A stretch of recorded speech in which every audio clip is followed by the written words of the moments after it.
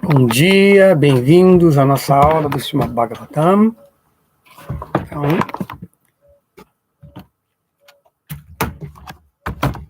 vamos começar a cantar um pouco.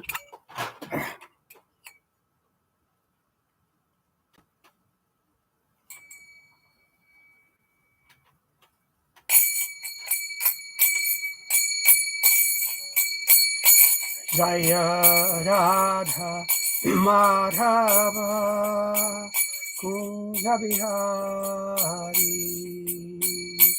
Jaya Radha Madhava Kunja Bihari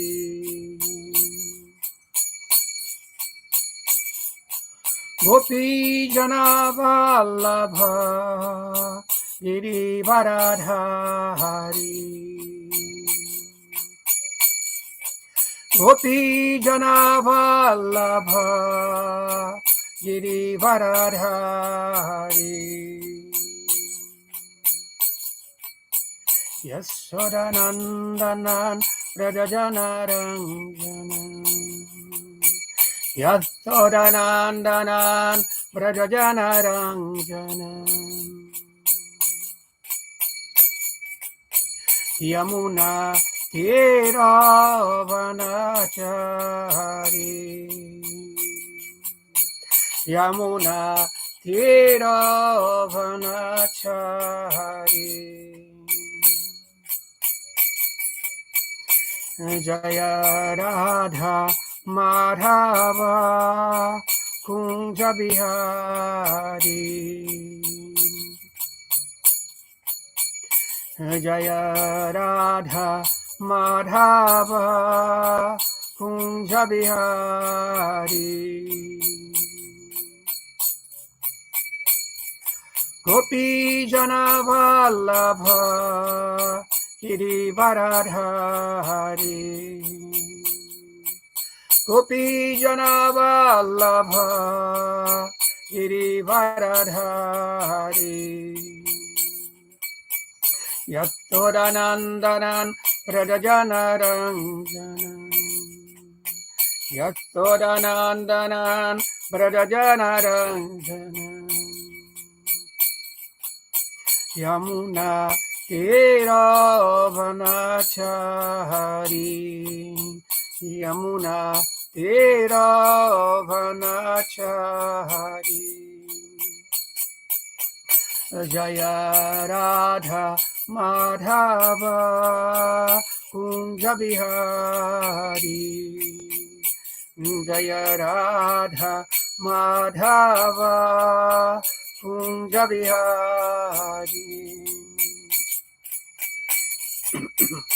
Hare Krishna Hare Krishna Krishna Krishna Hare Hare Hare Rama Hare Rama Rama Rama Hare Hare Hare Krishna Hare Krishna Krishna Krishna Hare Hare Hare Rama Hare Rama Rama Rama Hare Hare Hare Krishna Krishna Krishna Hare Hare Hare Rama Rama Rama Hare Hare Haribol. Então, lendo do Srimad Bhagavatam, segundo canto, primeiro capítulo, o primeiro passo para compreender Deus. Om Namo Bhagavate Vasudevaya Om Namo Bhagavate Vasudevaya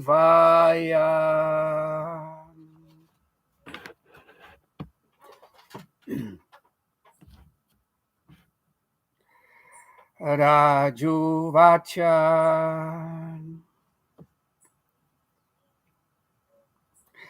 Yatha sandharyate brahmam dharanayatra sanmata yadrishiva haridashu purushasya manomalam. Rajuvacha, o afortunado rei, disse: Yatha, tal como ela é, Sandharyate, faz-se a concepção, Brahmam, ó Brahmana, Dharana, concepção, Yatra, onde é como, Sanmata, em suma, Yadrishi,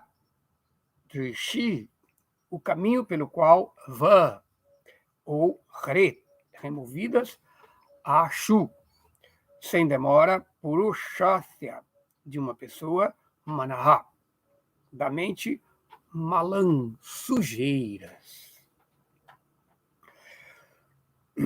Tradução e significado por Srila Prabhupada. O afortunado rei Parikshit, continuando a fazer perguntas, disse: Ó Brahmana, por favor, descreve com todos os pormenores como e onde se deve aplicar a mente e como se pode fixar esta concepção para que se removam as sujeiras que estão na mente de alguém. Significado: as sujeiras presentes no coração da alma condicionada são a causa fundamental de todos os seus problemas. A alma condicionada está cercada pelas múltiplas misérias da existência material, mas devido à sua ignorância crassa, ela não consegue remover os problemas produzidos pelas sujeiras encontradas no coração, acumuladas durante a longa vida de aprisionamento no mundo material. Ela, na verdade, destina-se a fazer a vontade do Senhor Supremo, porém, devido às sujeiras no coração, prefere servir aos desejos por ela inventados. Esses desejos, ao invés de lhe dar qualquer paz mental, criam novos problemas e então a amarram ao ciclo de repetidos nascimentos e mortes. Essas sujeiras, a saber, o trabalho fruitivo e a filosofia empírica, só podem ser removidas através da associação com o Senhor Supremo. O Senhor, sendo onipotente, pode, através de suas potências inconcebíveis, oferecer sua associação. Assim, as pessoas que não conseguem fixar sua fé no aspecto pessoal do absoluto recebem a oportunidade de se associarem com sua Virat Rupa, ou aspecto cósmico impessoal do Senhor. O aspecto cósmico impessoal do Senhor é um aspecto de suas potências ilimitadas. Como o potente e as potências são idênticos, a simples concepção acerca de seu aspecto cósmico impessoal ajuda a alma condicionada a adquirir associação indireta com o Senhor. E então, aos poucos, se elevar à plataforma de um contato pessoal. Maharaj Parikshit já estava em contato direto com o aspecto pessoal do Senhor Krishna.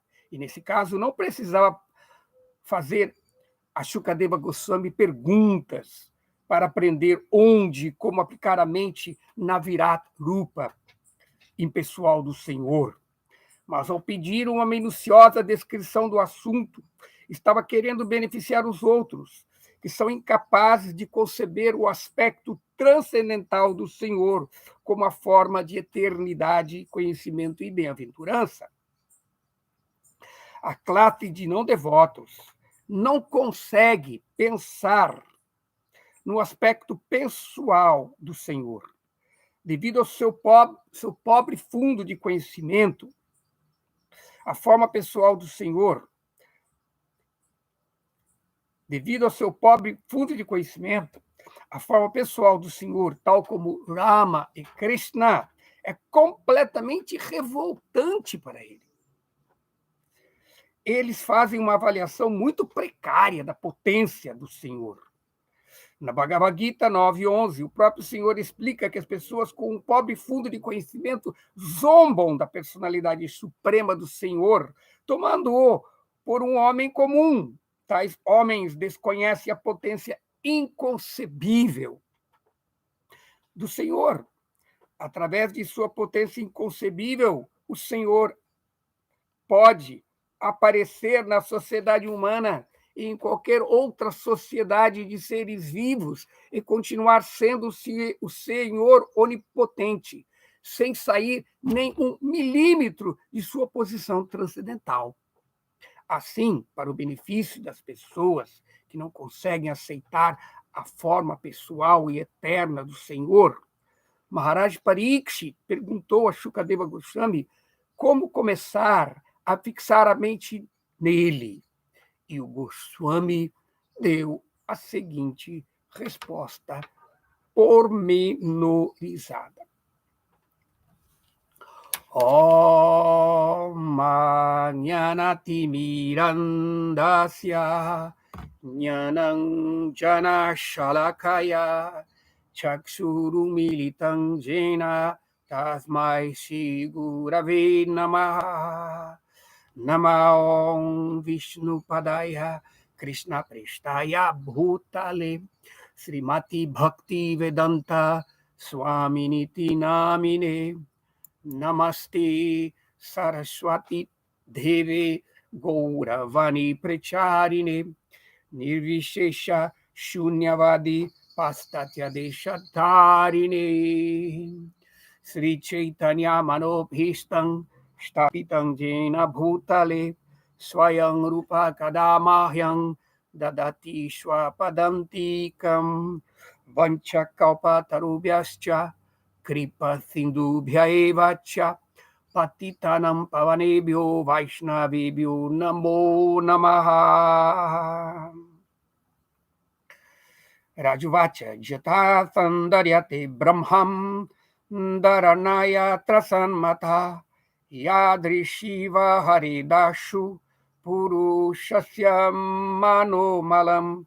O afortunado rei Parikshit, continuando a fazer perguntas, disse: ó Brahmana, por favor, descreve com todos os pormenores como e onde se deve aplicar a mente, e como se deve fixar, e como se pode fixar esta concepção para que se removam as sujeiras que estão na mente de alguém.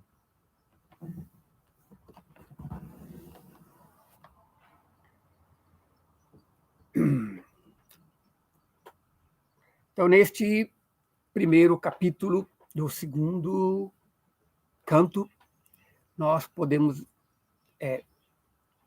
conhecer as instruções iniciais e a pergunta inicial de Parikshit Maharaj para Shukadeva Goswami. Então, esse capítulo e os capítulos subsequentes são interessantes, que eles vêm num crescendo de intensidade na realização de Deus. O primeiro passo em compreender Deus, como Srila Prabhupada explica, é entendê-lo no seu aspecto impessoal. Tá? Se nós entendemos ele no seu aspecto impessoal, nós não entendemos as afirmações mal interpretadas da literatura védica, que descreve, como, por exemplo, no Taittiriya Upanishad, né? Eka eva adituyam, eka eva advityam. Ele é o um sem um segundo.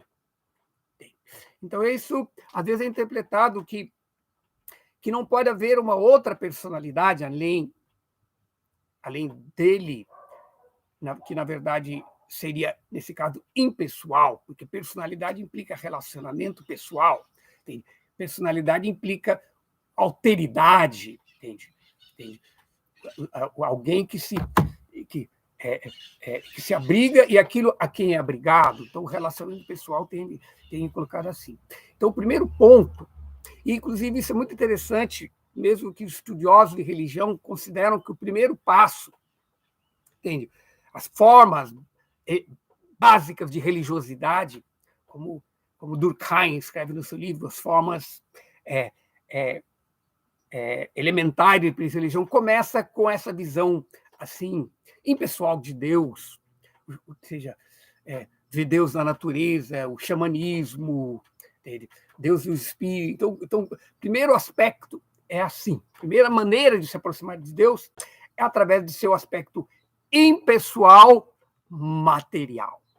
É dito que o Senhor Supremo, como Brahman, ele é adorado impessoalmente por dois tipos. Primeiro, os materialistas, entende? Que têm uma relação com Deus de uma forma impessoal. Mesmo muitas religiões teístas, entende? Religiões semitas, que se dizem personalistas, que Deus é uma pessoa, mas não há uma relação pessoal com Deus, com exceção do cristianismo, que este Deus pessoal, que é impessoalmente relacionado em várias escrituras, ele manifestou a sua graça na forma de seu enviado, do seu mestre, no caso de Jesus. Não? Então, por isso que o cristianismo tem um aspecto pessoal bem mais manifesto de ter uma relação com Deus.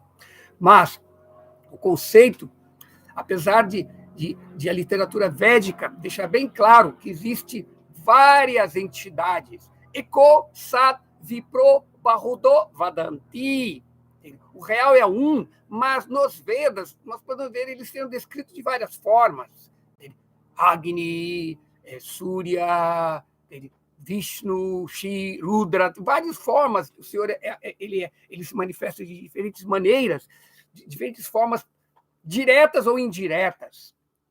Então, ele, apesar de ser um, ele se manifesta de várias formas. Então, essas manifestações, às vezes, dão a ideia de que a tradição védica ela é politeísta, mas isso é um engano, entende? Muitas religiões que parecem-se como sendo politeístas, entende? Elas são monoteístas de alguma forma. Por exemplo, uma vez eu perguntei para uma das líderes da religião afro do Brasil, né, Candomblé, Mãe Beata de Iemanjá. A Mãe Beata, eu perguntei, o Candomblé ele é politeísta? Esse tipo de pergunta também às vezes fala que a literatura védica, o conhecimento védico é politeísta. Ela falou, não, louca Sakshi, o Candomblé não é politeísta, ele é monoteísta. Ah, é? Mas vocês adoram um monte de orixás? Sim, mas eles não são Deus. Ah, é? Quem é Deus? Ah, Deus é Olorum, Olodum. Sim, mas vocês não adoram. Não, ele não é um orixá. Nós temos que adorar ele através dos orixás. Então, por que eu estou dando esse exemplo? Porque a literatura védica, nas suas revelações, primeira, né, Purva Mimamsa, a interpretação, a hermenêutica primeira, é ver para aquelas pessoas que devido a uma impureza na consciência, não podem ver a forma pessoal de Deus, então elas se dão uma concessão delas poderem ver Deus impessoalmente naquilo que é palpável, naquilo que é exequível, nas coisas materiais. Então, o Senhor é tão misericordioso que se ele não pudesse, por isso se descreve no Rig Veda, né, que o Senhor, no início da criação, que se descreve o ritual do Purusha Shukta, ele se tornou o sacrifício, ele se tornou o elemento para criar o mundo material. O mundo material é criado na sua potência. Então, portanto, o conhecimento pessoal de Deus, sem o conhecimento das suas potências, ele sempre vai ser precaríssimo. Tá? Dizer que um Deus pessoal é o único, mas a sua potência ela é ilusória, como, por exemplo, o Shankaracharya, ele, na sua ideologia pessoal, quando ele interpreta os Upanishads, o Vedanta Sutra, ele resume ela numa máxima, que é Brahma Satyam Jagat Mitya. Que o Brahman é real, mas a Shakti, a energia material, essa Shakti é ilusão. Então, quando você vê Deus sem colocá-lo como possuindo energias, como está dito no Upanishad. Para Shakti Vividaiva Suyate, Swabhavika Jnanabala Kriyati. O Senhor Supremo tem Parasya Shakti, ele tem potências inconcebíveis, ele tem muitas potências múltiplas. E essas potências Swabhavika, elas são partes da sua Swabhava, a sua própria natureza interna. Elas não são uma ilusão que encobre ele. Elas são partes dele, da sua energia interna. Então, as energias de Deus não são diferentes dele. Elas são suas Shaktis, elas estão sob o controle dele. Então, essa energia Swabhavika Jnana Bala Kriyatya. Então, ela manifesta conhecimento, poder, atividades. Então, todas essas manifestações são manifestação da sua própria energia. Então, portanto, entender a natureza material como potência, como energia de Deus, que está sendo utilizada para um propósito da sua própria vontade, entende? Ela não é materialismo, não é um panteísmo, dizer que tudo é Deus, no sentido disso. Certamente, Sarvam Kalu Idam Brahma, tudo é o Brahman, tudo é o Senhor, se nós observamos ele impessoalmente como ser, como existência, como eternidade. Na Sato Vidyate Bhavo, na Bhavo Vidyate Sataha. Os sábios, estudando a natureza de ambos, puderam concluir que não há continuidade para o inexistente e não há cessação do existente. Aquilo que é eterno. Então, a igualdade entre as potências de Deus, que inclui as almas, e Deus está nesta eternidade. Então, aquele aspecto nosso, que não é eterno, é o ego, o corpo. Então, isso não é real no sentido de não permanecer. Então, as potências do Senhor Supremo, elas são tão eternas como ele, apesar da energia, de uma das suas potências, a energia material, manifestar realidades temporárias, que por isso que é chamado de ilusória, compreender que Maya é uma ilusão, é nesse sentido, é que ela não permanece. Mas aquilo que é refletido em Maya é real. Existe uma realidade arquetípica, eterna, além do tempo e do espaço, que é manifesta no plano espiritual eternamente pela energia espiritual, no qual o Senhor se relaciona com todas as almas liberadas. Mas a sombra desta luz, a sombra dessa energia é a energia material. Então, como concessão, aquelas pessoas que não estão abrigadas na energia espiritual, os devotos, mas aqueles que estão contemplando, se apegando, como Krishna explica no Bhagavad Gita, entende? Dayate Vistaya Punsha Sangasteshu Pajayate, Sangasanjayate Kama, por contemplar a energia material, os objetos dos sentidos, a pessoa se apega. E desse apego vem o desejo. Aí o desejo vem a luxúria, vem a ira, vem a confusão, perda de memória, etc. As consequências da vida material, elas se manifestam. Agora, de outro lado, no plano espiritual, as almas também estão contemplando. Por isso que é interessante que essa palavra contemplação, dada no Bhagavad Gita, é dhyaya, do verbo dhyaya, que é meditar. Entende? Meditar e contemplar é a mesma coisa. Tá? Então, quando você está meditando, meditação é uma contemplação. Tá? A diferença é quando você medita na energia material, você se envolve. Então, o que acontece? O Senhor Supremo, para purificar este apego, ele se torna a forma universal. Portanto, a forma universal é uma deidade. É a deidade que é adorada pelos materialistas, pelos panteístas, que são impersonalistas, sim, mas é um impersonalismo que ele vê que Deus, que tudo é Deus no mundo material, mas ainda estão iludidos em se apegar a essas coisas temporárias. Que esse tipo de impersonalista materialista é diferente dos impersonalistas espiritualistas, que eles puderam ter conhecimento de que isso tudo é temporário e ilusório. Então eles são monistas. Eles consideram que tudo é o ser, tudo é como os impersonalistas, os místicos, os esotéricos adoram de dizer, chamar Deus por esse nome, né? E esse nome é básico, porque primeiro você vê que Deus é tudo na natureza material, e depois você vê que Deus ele é aquilo que é eterno, é o ser. Por isso ele chama, o Deus é o eu sou. Mesmo na Bíblia, nós podemos ver isso, que quando Moisés teve a visão da divindade na sarça ardente, não? E recebeu depois as tábuas dos mandamentos, ele, antes de sair, ele falou, eu vou voltar lá agora, as pessoas vão perguntar como que eu vou falar sobre você? Quem é você? Aí ele falou, eu sou o que sou. Então, este eu sou é o máximo conceito pessoal, mas ainda impersonalista.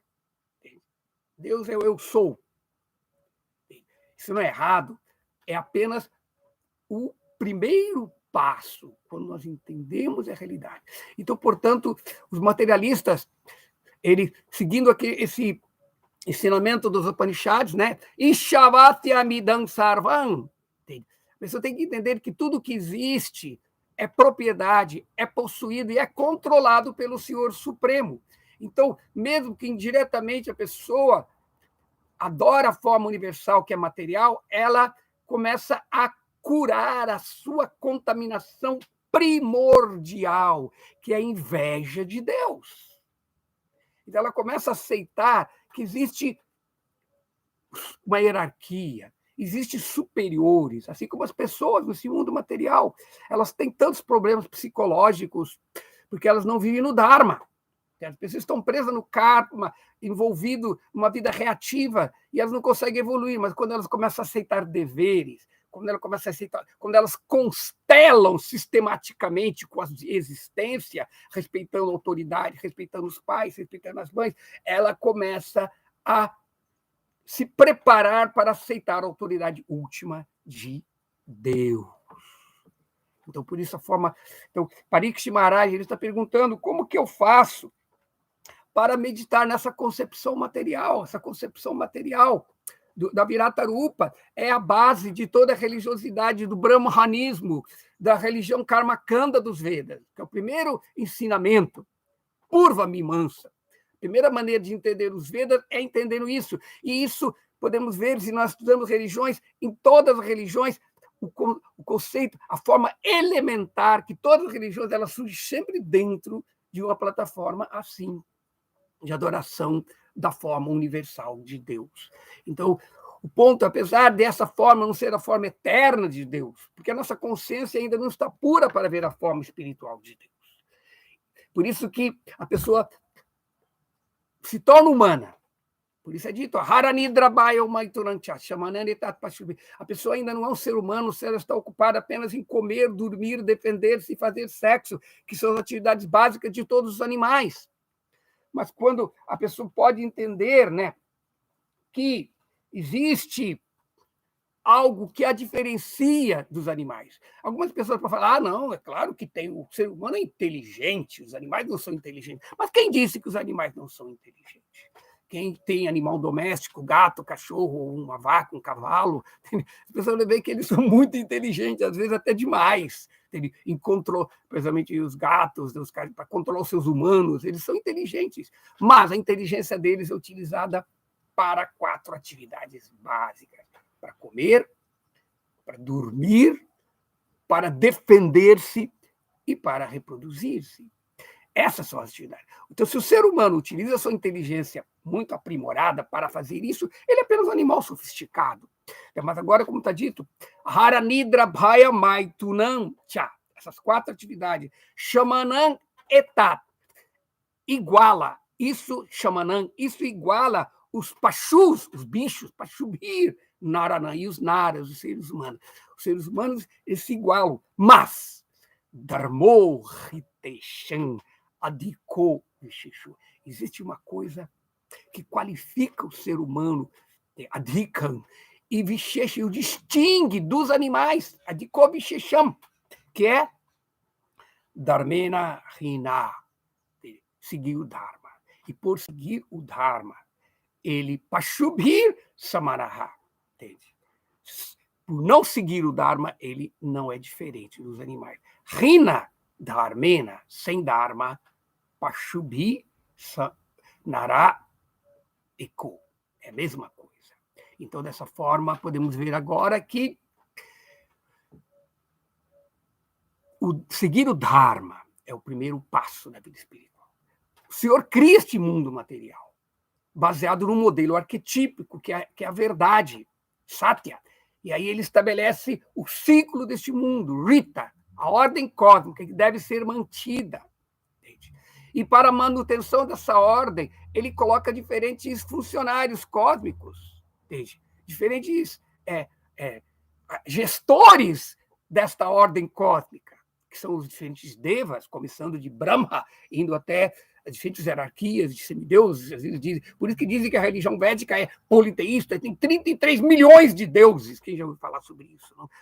Mas, na verdade, são diferentes hierarquias dos Barnabés cósmicos, dos funcionários públicos que estão administrando este universo. E, portanto, quando o Dharma é seguido, as pessoas têm a oportunidade de satisfazer seus diferentes desejos, que são chamados Purushartha, as metas da vida humana, que começam a ser estabelecidas no conhecimento védico. Dharma, primeiro Dharma. Se não tem Dharma, nem ser humano você é. Se você não constelou com as leis cósmicas, com a autoridade, com os princípios, com sua família, com o governo, com a natureza, você não vive no Dharma. E por seguir o Dharma, a vida se torna progressiva. Você sai de uma vida reativa do karma, ação, reação, sua vida começa a ter um processo. Você aceita deveres. E esses deveres, por você respeitar os pais, respeitar os mestres, respeitar os líderes, você está começando a aceitar o princípio de autoridade de Deus, ali indiretamente manifesto. E assim, por essa forma, por seguir a sua lei e seguir, você age neste mundo para satisfazer seus desejos, mas paga os impostos. É como para você ter os benefícios de sua vida social, num país, numa comunidade, você tem que cumprir com obrigações. E são os impostos. Impostos significa jagya, sacrifícios. Você tem que fazer sacrifício para receber os benefícios. E assim, dessa maneira, a pessoa se purifica da doença do karma, da doença da inveja de querer ser Deus. Tudo bem, eu posso tentar ser Deus indiretamente com prachada, mas tem outros que são mais Deus do que eu. E assim vai. E por isso que está dito na literatura védica, né? Que Aradhanam Sarvesham Vishnu Aradhananam. Existem várias adorações, mas a adoração do Ser Supremo é útil. E aí ela se purifica, e aí começa a ver Deus como na natureza, e ela sai dessa visão panteísta, dessa visão telúrica, de ver Deus só na natureza material, e passa para a plataforma de Jnana. Aí ela começa a ver que tudo bem, Deus está em tudo aqui, mas isso é temporário. Agora eu quero ver Deus eterno. Aí ela passa para Jnana, ela passa para a segunda fase do jogo da existência material. Então, portanto, depois dela viver no Dharma, ter desenvolvimento econômico, arta, e esse desenvolvimento econômico, arta, facilidades materiais, dar possibilidade dela satisfazer os seus desejos materiais, cama, porque ela está fazendo isso, tanto acumulando bens, tanto tendo prosperidade material, como satisfazendo seus desejos, como resultado dela está pagando os impostos por viver no Dharma, ela também se purifica. É diferente dos demônios. Os demônios, eles querem artha, desenvolvimento econômico, e eles querem cama, mas sem estar baseado no Dharma.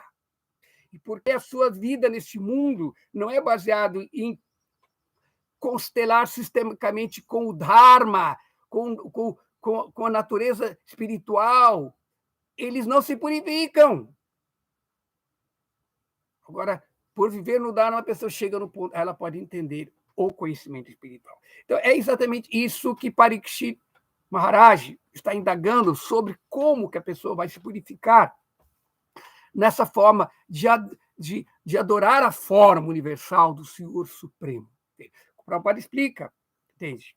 Que as pessoas que não conseguem fixar a sua fé no aspecto pessoal de Deus, então elas podem começar a conhecer Deus pelo esse aspecto impessoal, cósmico do Senhor Supremo. Por exemplo, um devoto, ele não se atrai tanto por esse aspecto, apesar dele também ver que esse aspecto também é Deus, como o Prabhupada fala, que quando no entardecer bonito, você vê o céu todo pintado, como uma grande obra de arte, avermelhado, várias tonalidades, e depois fala, Krishna está trocando de roupa da sua forma universal. Um devoto também tem essa forma universal, mas ele tem atração mais por Govinda, chama Sundara. Ele quer se ocupar, ele tem atração pelas atividades do casal divino, Radha e Krishna, porque ele tem o conhecimento dessa relação pessoal com Deus. Mas os materialistas e os impersonalistas, eles ficam presos no aspecto impessoal, o materialista no aspecto impessoal material. Entende?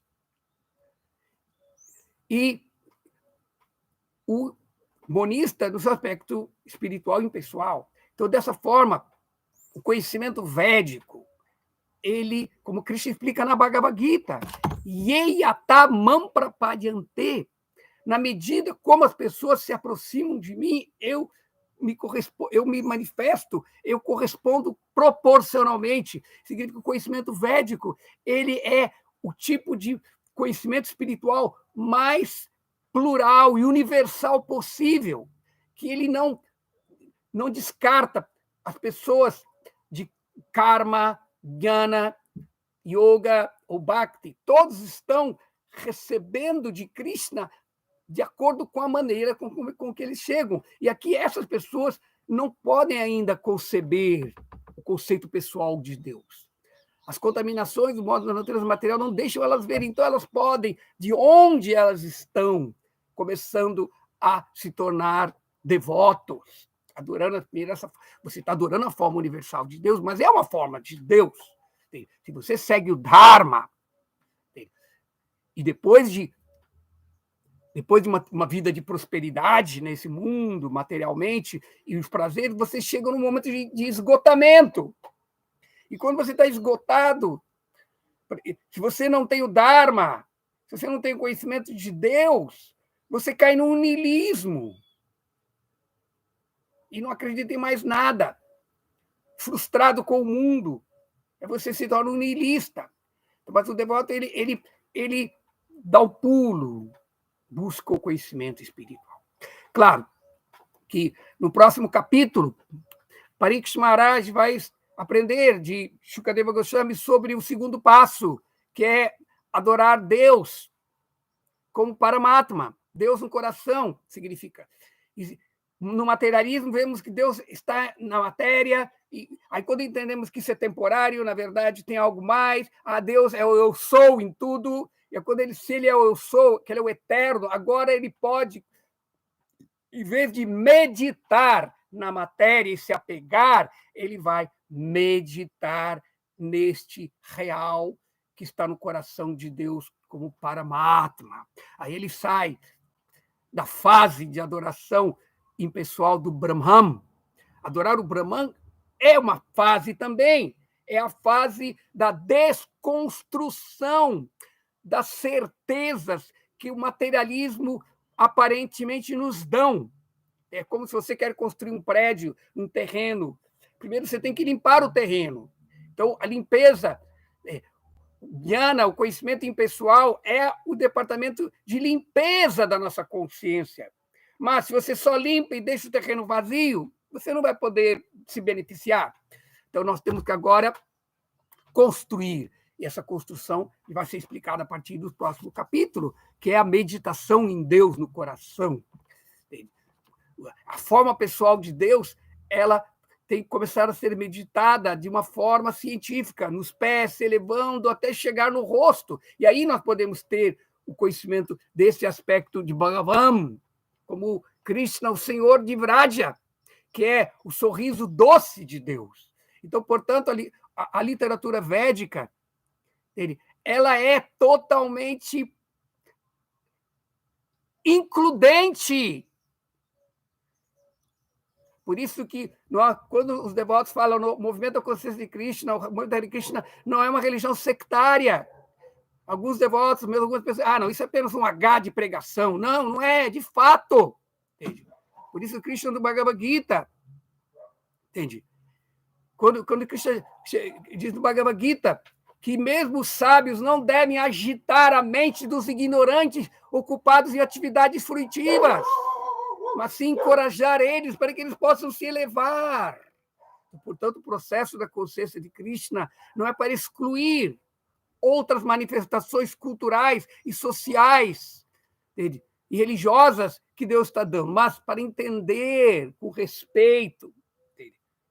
De que essas pessoas devem ser encorajadas no caminhar e aceitação gradual do Senhor Supremo no seu aspecto impessoal, no seu aspecto impessoal material, no seu aspecto impessoal e manifesto, no seu aspecto impessoal, agora pessoal localizado no coração de todos, como Paramatma, como Criador, e no seu aspecto transcendental, objeto do amor e do afeto da alma. Então, na verdade, portanto, o processo da consciência de Krishna inclui, porque, na verdade, nós temos que entender que a consciência de Krishna, os ensinamentos do Vaishnavismo, de Chaitanya Mahaprabhu, não é uma forma de materialismo, não é uma forma de impersonalismo, e não é uma forma de um teísmo dualista excludente. Não, ele é pleno. Por isso é dito que nossa tradição ela também é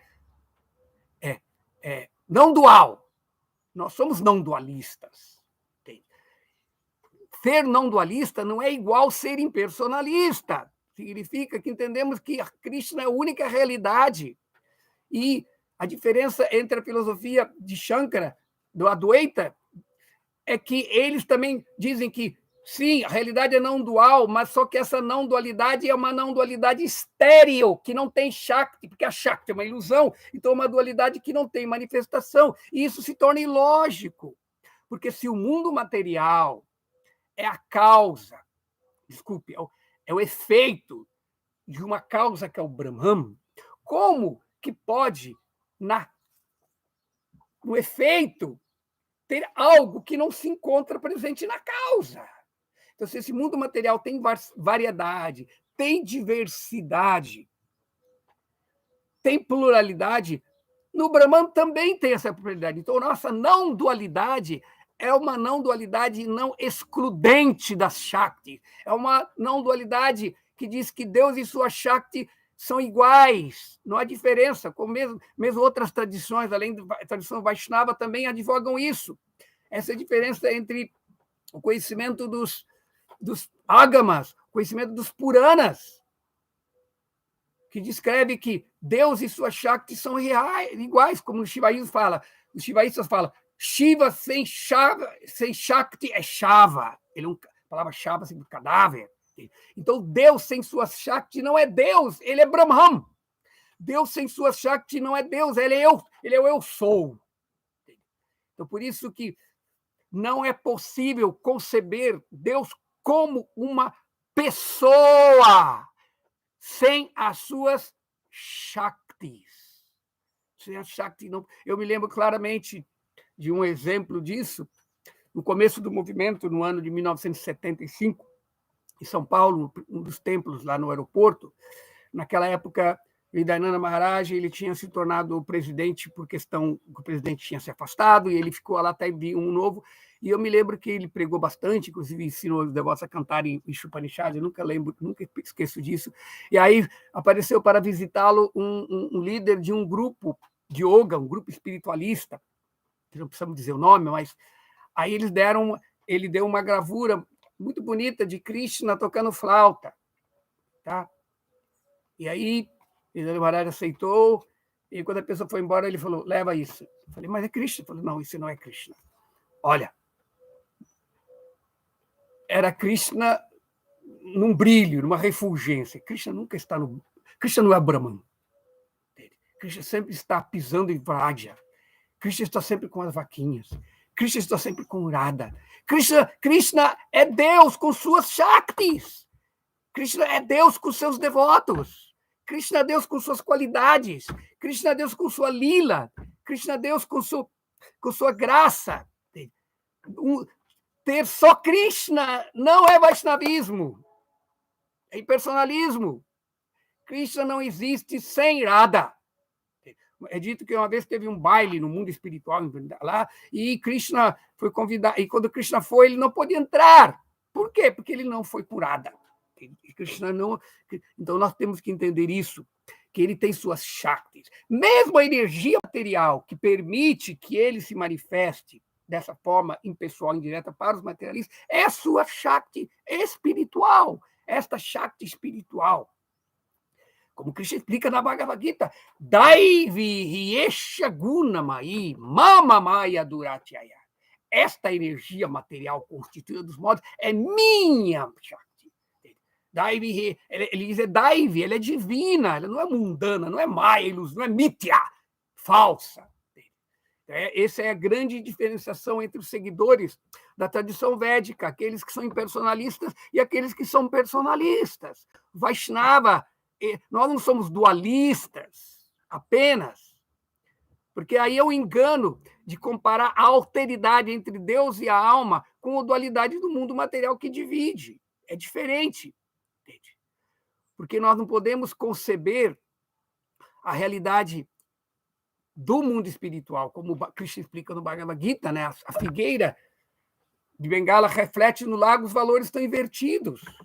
Então, portanto, com isso, acho que deu para dar uma pequena explicação sobre a natureza desta forma universal e por que Parikshit Maharaj ele está indagando. Certamente, ele era um devoto e ele conhecia a forma pessoal de Krishna, tanto que ele viu Krishna no ventre da sua mãe, quando ele estava no ventre da sua mãe Uttara, e ela estava sendo atacada pela Brahmastra de Ashwatthama.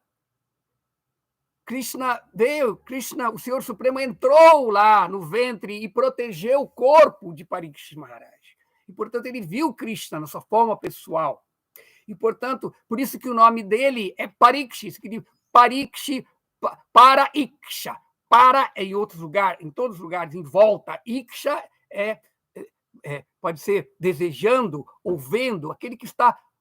Ele é o indagador, a vida dele toda ele ficou buscando Deus. Então, ele deu esse exemplo, ele já conhecia Deus, mas ele está dando um exemplo para nós, nos colocando, assim como Arjuna também ficou iludido, para dar a oportunidade de Krishna falar o Bhagavad Gita. Então, da mesma forma, Parikshit Maharaj também está indagando sobre esses princípios básicos, esses princípios, essas formas elementar de Dharma, essa forma elementar de religiosidade, que é ver Deus na natureza material e, dessa maneira, nos purificar e aceitar o Senhor Supremo. Tá? Então, acho que podemos encerrar por aqui, né? E eu gostaria agora de ver se surgiram dúvidas, perguntas. Se não houve perguntas, podem, enquanto eu vou agradecendo a presença, vocês podem fazer as perguntas quem está interessado em perguntar. Então, obrigado à equipe do Mayapur TV, a Mataji Debahuti, Mataji Tekshora e os outros envolvidos por oportunidades dessas aulas do Srimad Bhagavatam. Eu gostaria de agradecer também a presença da Ana Batista, da Gopi Canta, da Hare Krishna, reverências, da Ana Paula Meirelles, de quem postou aqui, o Astrologia Momento Atual, que é Rosângela Ferraz, obrigado pela presença da aula, e também não gostaria de agradecer a presença eu sempre esqueço o nome espiritual do Padre Sérgio, deixa eu ver, tá. E depois também nós temos a presença da Sita Thakurani, obrigado, da Krishna Vijaya Devidasi, da Valdice Argolo, Arminda Félix, Haribol, Prabhu Chaitanya Gosai também está incluído no meu agradecimento. Kuru Nandana Dasa, também obrigado pela presença na aula. Adriana Gomes, já falei. Tá? A Sundari, Mataji Sundari do Ayurveda, né? Tal. Deixa eu ver quem mais. Tá. Maria da Glória, a Krishna Vijay, já falei. Tá. Célia Ribeiro, obrigado pela presença. Tá, então vamos ver as perguntas. Tá, eu vou fazer de trás para frente aqui. Então vamos fazer o começo. Quem fez a primeira pergunta? Tá, a primeira pergunta foi feita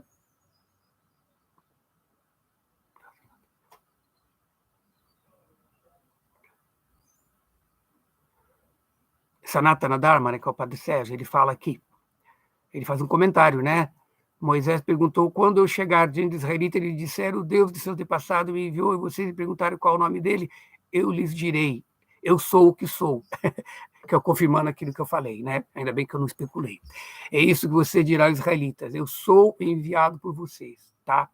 Ele botou a citação aqui da Bíblia, quem estiver interessado em consultar. Obrigado, Prabhu, Sanatana Dharma Prabhu. Tá?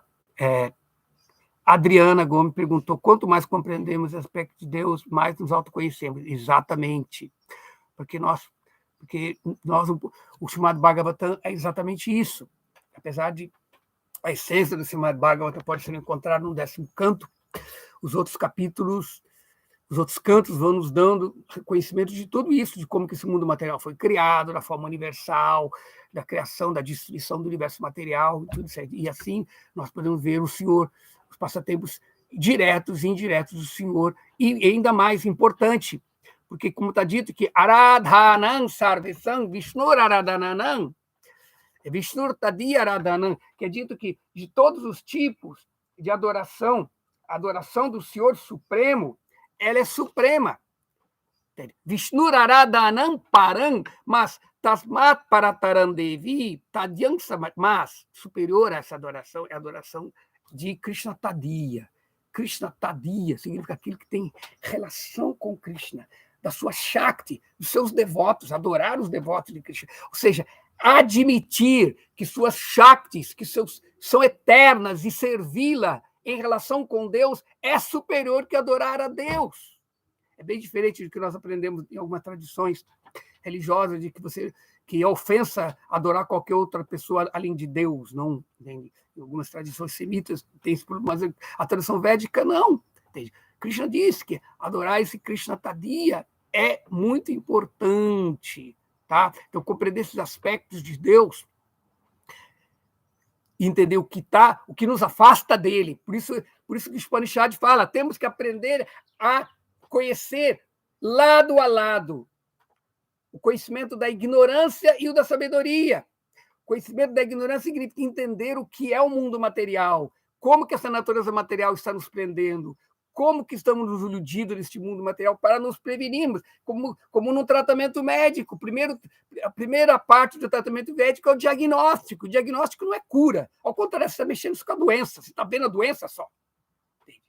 Então, esse diagnóstico da existência material é o conhecimento da ignorância e depois coisa da sabedoria. Lado a lado, temos que sempre estar conhecendo esses diferentes aspectos. Então, por isso, realmente, é correto, Adriana Gomes, que quanto mais compreendemos os aspectos de Deus, mais nós podemos conhecermos a nós mesmos e o nosso relacionamento com Deus. A próxima pergunta é: a frustração com consciência material também pode levar à busca espiritual? Pois muitas pessoas dizem que pode levar ao ateísmo. Certo, Krishna Vijaya Mataji. Se uma pessoa vive esse mundo material e fica esgotada, mas ela não tem uma base de Dharma, se ela não tem associação com devotos, no momento por isso é dito, Purushartha é assim, viver no Dharma para que você possa ter prosperidade material, arta, e que essa prosperidade material lhe dê condição de você satisfazer os seus desejos, que é cama. Então, por satisfazer os desejos material, a pessoa chega num grau de esgotamento. Ela ainda está insatisfeita. Quanto mais coisas ela tem, mais frustrada ela fica. Então, portanto, aí ela muda de Dharma, Artha, Kama, que está encontrado nas partes iniciais dos Vedas, para a seção de Moksha, que é Jnana Kanda. Ela busca a libertação. Então, a pessoa, quando alcançou o estado de esgotamento material, ela só dá o salto para Moksha se ela valoriza a transcendência. Ela aprendeu isso no Dharma. Agora, se ela não aprendeu, se ele é um demônio apenas, tentou ser Deus, desfrutou o mundo material, desenvolvimento econômico, prazer material, ela se frustrou. O moksha dela não vai ser um moksha em harmonia com o Dharma. O moksha dela vai ser o suicídio, as drogas, o álcool, a alienação. Por isso, algumas pessoas que criticavam o movimento Hare Krishna no passado, falavam, não, Hare Krishna é a mesma coisa que droga. Buscar vida espiritual é como droga. Claro, droga no sentido de fugir do mundo. Certamente, a consciência de Krishna, a consciência espiritual na plataforma de moksha é a fuga da existência material. E a pessoa tem que ter passado um momento de esgotamento. Se você não viveu a existência material, você não se esgotou também. Mas não adianta viver sem ter o Dharma, sem estar em harmonia com as leis divinas, que vai dar inteligência de você, quando se frustrou, ser poder dar. Porque uma pessoa não busca a vida espiritual enquanto ela ainda tem esperança de ser feliz nesse mundo. Por isso que um dos nomes de Krishna é a Kinchana Gochara. Ele é a propriedade dos empobrecidos materialmente. Então, este empobrecido materialmente, essa opção dos pobres, védica, não é uma pessoa miserável, mas é uma pessoa que não está interessada em se apegar às coisas deste mundo. Essa pobreza é diferente. É um esgotamento. Então, aquela pessoa que não bota mais fé neste mundo material, ela busca Krishna. Mas quem bota fé ainda no mundo material, ainda tem esperança, não vai botar. Então, portanto, esse é o ponto que o caráter universal da consciência de Krishna é tal de que, mesmo apesar de entendermos os ensinamentos de Bhakti puro, Bhakti não comprometido com karma, nem com jnana, nós temos que entender que tem pessoas que ainda têm que ter uma vida em busca de desenvolvimento econômico, de prazer material, porque ele não chegou no esgotamento ainda, eles estão vivendo uma esperança de ser feliz. Então, ele tem que conduzir, dar associação, permitir que essa pessoa tenha Dharma também. Por isso que ensinar o Dharma não é nossa meta. Entende? Quando Krishna conversou com Ramananda Roy deu várias opções da vida espiritual, Varnashram, mas Chaitanya não aceitou, porque Chaitanya queria a meta última, mas às vezes nós temos que acompanhar as pessoas no seu nível e dar o Dharma supremo, que serve até mesmo para quem ainda está nesses níveis de karma, de jnana, que é o cantar dos santos nomes. O cantar dos santos nomes tem dois efeitos para aquelas pessoas que já são devotos, que estão cantando puramente. Ela desenvolve a sua relação com Deus, mas aqueles outros que ainda estão presos nas contaminações de karma, de jnana, por cantar ofensivo, porque ele não entende a posição plena dos santos nomes, ele vai se purificando gradualmente. A purificação, saindo de karma kanda para jnana kanda, yoga kanda, é mais rápida para chegar na meta. Por isso que o princípio da consciência de Krishna, ele é universal, mas os devotos também devem ter essa humildade de não se sentir superior a ninguém. Porque tudo bem, nós podemos entender que o cantar dos santos nomes é a parte mais importante, mas uma pessoa não pode sentar para cantar os santos nomes, como, por exemplo, o Om, que é um dos santos nomes. Om, se ela tem um Hong aqui embaixo. Não dá, ela não vai conseguir ouvir.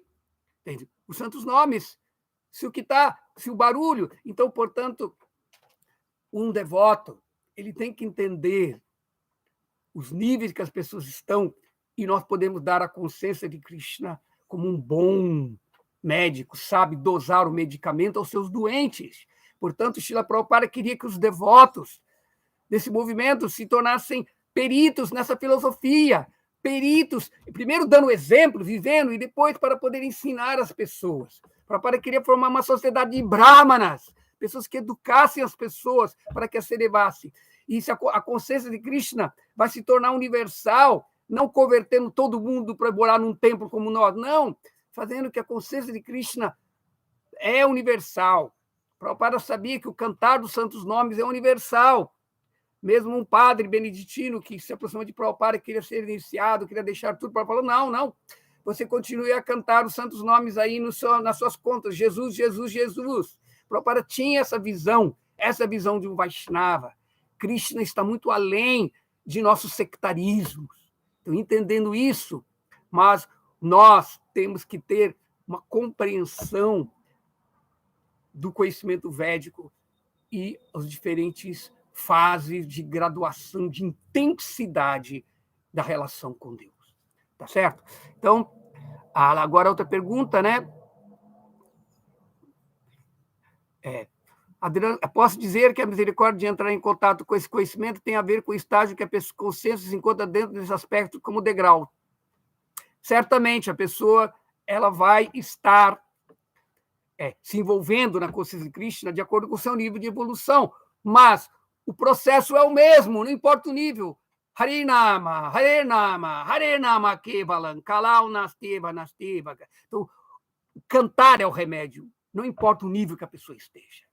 Eu tenho fé plena no poder do cantar dos santos nomes. Não é a minha pregação que vai fazer nada, posso converter vocês aqui com filosofia, mas não adianta você vir ali na esquina, alguém te converte você de outra coisa. O que torna uma pessoa um devoto é o processo de cantar os santos nomes junto com o fator que intensifica isso, que é sadhu sangha, a associação com devotos avançados. É só a associação de devotos puros, de devotos avançados, que nos contagia para alcançar esse nível mais elevado da consciência de Krishna. Então, portanto, as pessoas... Por isso, nós devemos dar os santos nomes, devemos pregar a consciência de Krishna, mas nós temos que dar o exemplo. Não adianta nada ficarmos blá, blá, blá, blá, blá, blá, se nossa vida não contagia os outros com o serviço devocional. O que torna uma pessoa um devoto é a companhia dos devotos, é a prática do serviço devocional na companhia dos devotos, sadhu sangha. Prabhupada fala, criamos a ISKCON, o movimento da consciência de Krishna, para que as pessoas possam ocupar na consciência de Krishna, na associação dos devotos, porque uma pessoa que pensa que pode ter consciência de Krishna fora da associação dos devotos, ela está vivendo uma grande alucinação, porque fora da associação com os devotos, a nossa vida espiritual nunca fica distinta da vida material. Tá? Então, esse é o ponto. Tá? Então, vamos lá, pode dizer, tá. Vou ver, porque é dito que o devoto neófito só vê Krishna no templo e no altar, eles não realizaram Paramatma? Sim, esse é o ponto. Prabhupada permite, entende? Prabhupada, que as deidades venham, mesmo apesar de nós ainda nem vemos as deidades. Por isso é dito que o devoto puro, ele não precisa adorar a deidade para ver Krishna, porque ele vê Krishna. Premanjana churita bhakti vilochanena santa sadaiva hridayesho yo vilokayanti shamasundaram machintya guna sharupam govinda maripurusham tamaham bhajam. Ele sempre vê no seu coração purificado o Senhor Shamasundara. Shanta, aqueles devotos puros, eles podem ver sempre no coração. Mas ele também vê Krishna nas deidades, porque ele vê que as deidades são encarnações de Krishna para aquelas pessoas que não podem ver a forma espiritual. Krishna encarna como a forma universal para os materialistas, mas ele também encarna nas deidades para os devotos neófitos, que ainda não temos fé, podemos servir a ele. Ele entra nos nossos sentidos materiais na forma das suas encarnações, ele entra na nossa história nossas encarnações, para que nós possamos ter um modelo de como adorar. Porque se nós não temos conhecimento, se nós não podemos vê-lo, se nós não podemos ter acesso a ele pelos nossos sentidos, Rishikena, Rishikesha Sevanam, Bhakti Ruchate, serviço devocional é adorar ao Senhor através de nossos sentidos. Nós não nos purificamos. A nossa consciência não se torna apta a ver a forma espiritual de Krishna. Então, portanto, o devoto puro, ele não é que ele fala, não, eu vejo Krishna no meu coração. Deidades são para os materialistas. Não, ele também vê Krishna na deidade, porque Krishna está em tudo. Olha, Krishna, você está aqui misericordiosamente aceitar o serviço desses caidões. Por favor, tenha compaixão, purifica o coração deles, para que eles possam ver. Então, ele consegue ver Krishna em todos os seus aspectos. Adorar, realizar Bhagavan, não é excluir Paramatma ou excluir Brahman.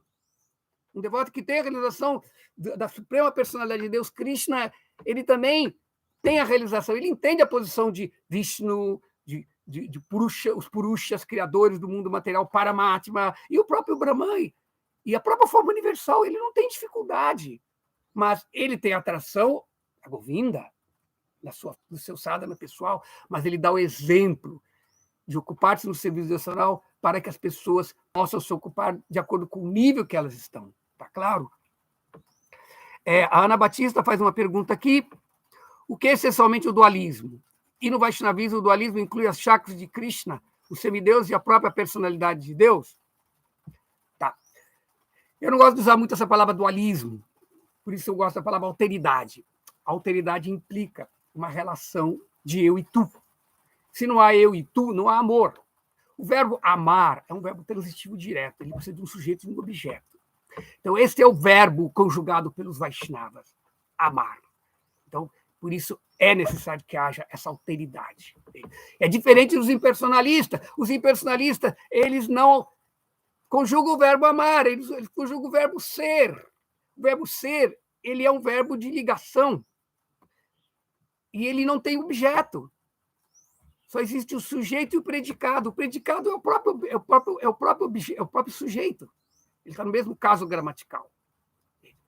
Então, o verbo ser, ele é unidade. O verbo amar é alteridade, é diversidade. O verbo, a meditação, eu sou, é impessoal. A meditação, por isso a palavra é Dasohan, eu sou ele. É Sohan.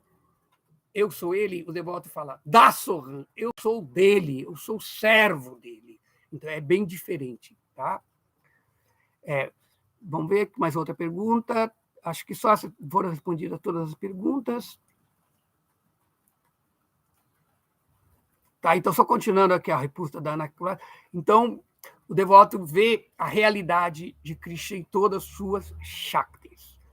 Energia material, energia espiritual. Ele vê os próprios semideuses. Os semideuses são parte da energia material. Eles são postos que as almas, que os devotos... Por isso que os semideuses, eles são servos de Deus. Existe uma categoria de Dasya Rasa, Dasya Bhava, que é servir a Deus como um semideus. Eles são os funcionários da forma universal de Krishna. Tá? Então, o devoto consegue ver isso. Por isso é dito que um devoto não adora os semideuses. Por quê? Os semideuses são adorados pelos materialistas, que não conseguem ver o patrão dos semideuses. E que as coisas materiais, mas o devoto vê os semideuses como devotos. E, portanto, o Prabhupada fala na devoção, às vezes os devotos adoram um semideus, como, por exemplo, Ganesha. Por quê? Ganesha é adorado pelos materialistas para que ele remova os obstáculos da sua vida material, ou seus obstáculos na sua vida, na sua meditação, etc. O devoto também, para que Ganesha remova os obstáculos que atrapalhem o seu serviço devocional. Então, o devoto vê os semideuses não com desejo de querer coisas dele, ao contrário, ele vê os semideuses como aqueles servos que estão ajudando ele a servir a Krishna. Tá? Essa é a visão da unidade. Então, acho que com isso deu para responder as perguntas, não? Tá? Tá. Só a Gopikana fez uma pergunta que eu respondi pela metade. Vou só terminar aqui. Ela fala aqui, o devoto neófito vê Krishna no templo, no altar. Sim. Ver Krishna como Paramatma é mais elevado, no sentido de que você... Não adianta... Como tem um verso que diz aqui, Entende? Na literatura védica, que fala que aquela pessoa que adora o Senhor no altar, mas não adora o Senhor no coração das outras pessoas, é um devoto materialista, tá? Então, portanto, nós temos que ver que Krishna está no altar, mas também Krishna está no altar do coração das pessoas. A forma de Krishna que os devotos pegam das escrituras e criam as deidades para meditar é igual à forma de Paramatma que os yogis também separam para ficar meditando. Então, este mesmo Senhor que se manifestou nas deidades para os benefícios, também se manifestou no coração de todos como a super-alma. Então, portanto, quando eu ofendo alguém, eu estou adorando, eu estou ofendendo aquela pessoa que é um templo de Vishnu, assim como eu não posso cometer ofensas no templo, eu também não posso cometer ofensa nos templos de Paramatma, que são as entidades vivas. Então, isso é o estado de consciência de Krishna. E outra realização de Paramatma é importante. Quando eu vejo que Krishna está em todos os lugares, e Krishna está me guiando como uma consciência em todos, eu entendo que Krishna é o Guru. Paramatma, realizar Brahman significa realizar que eu não sou o corpo. Realizar Paramatma, realizar que Krishna está em todos os lugares como o princípio de conhecimento, e ele é o Guru que está me guiando. Tá? Então, aí eu posso me qualificar para ter a relação com Krishna através da associação com seus associados eternos. Tá claro? Então, podemos encerrar aqui a nossa aula. Tá? Uma devota fez uma pergunta final aqui, que ele diz: reverência, de onde pode encontrar as características de Baba Bhakti? Deve ser Bhava Bhakti. Bhava Bhakti. Bhakti, o estado de Bhakti, por amor por Deus, ele tem dois momentos. O primeiro momento é Bhava, que é as emoções básicas de amor que começam a despertar no coração. E Prema é quando esse amor alcançou seu estado máximo. Ele pode evoluir um pouco mais em diferentes nuances, mas é assim. Então, Bhava Bhakti é aquela Bhakti que você tem emoções no relacionamento de Krishna, como de neutralidade, de servidão, de amizade, de pai ou mãe, ou de cônjuge, ou esposa, ou namorada de Krishna. São a bhava, são emoções de amor. Existem outras emoções secundárias, entende? Como terror, comédia, entende? Heroísmo, mas são emoções que complementam as emoções de amor. Então, Bhakti no início, as bhavas, as emoções começam a surgir no nosso coração, o amor começa a vir.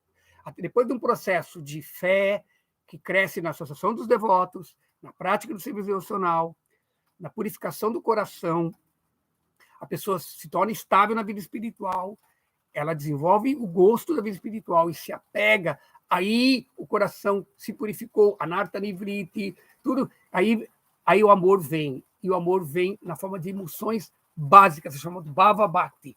Essa Bhava Bhakti, também chamada às vezes Rati, ela tem que ser cultivada e alimentada para que ela cresça cada vez mais até alcançar o estágio. Por isso o Néctar da Devoção explica, né, que Bhava é quando você vê a primeira luz do sol nascendo no céu, na alvorada.